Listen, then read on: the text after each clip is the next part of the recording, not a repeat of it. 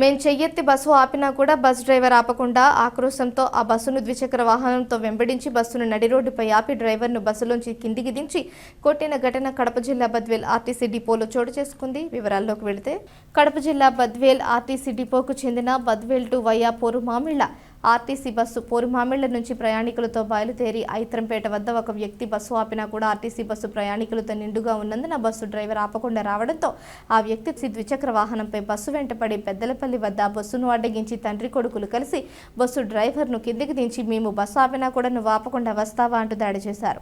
Badvel RTC depot వద్దకు వచ్చి మీ driver మద్యం సేవించి బస్సు నడుపుతున్నాడని, మేము బస్సు ఆపినా కూడా ఆపకుండా వచ్చాడని అంటూ మరలా ఆర్టీసీ డిపో మేనేజర్కి కంప్లైంట్ చేయడంతో ఆర్టీసీ డిపో మేనేజర్ ఆ డ్రైవర్ని తీసుకువెళ్లి బ్రీత్ అనలైజర్ ద్వారా మద్యం సేవించాడా లేదా అని చెక్ చేయించగా మద్యం సేవించలేదని రావడంతో డ్యూటీలో ఉన్న ఆర్టీసీ డ్రైవర్ను అన్యాయంగా కొట్టాడంటూ RTC driver B Kodur police స్టేషన్లో కేసు నమోదు చేశారు. ఈ ఘటనకు సంబంధించి మరిన్ని పూర్తి వివరాలు రావాల్సి ఉంది.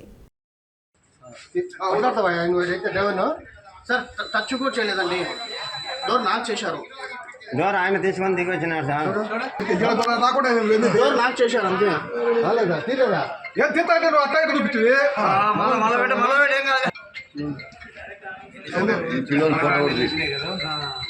ఆ పిల్లోడు ఏమన్నా సార్ నేనే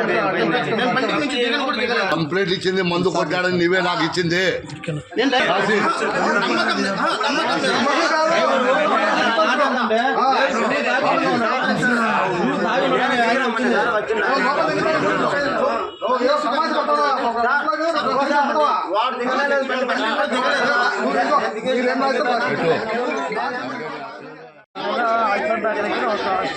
లేడీ స్టేజ్ పడుకోలేదు.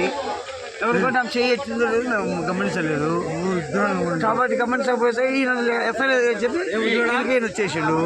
ఈయనకి వచ్చి కాల్ చేసి నువ్వు ఒకసారి కాదు 6-7 సార్లు ఆపుకుంటూ రాలేదు అయ్యవా అని చెప్పి ఆగుతాడు. నేను ఆడవాడి చూసి కండక్టర్ ఆ సైడ్ ఉన్నాయి కదా కాబట్టి దిగి వచ్చిన డ్రైవర్స్ అయిపోయినాయి.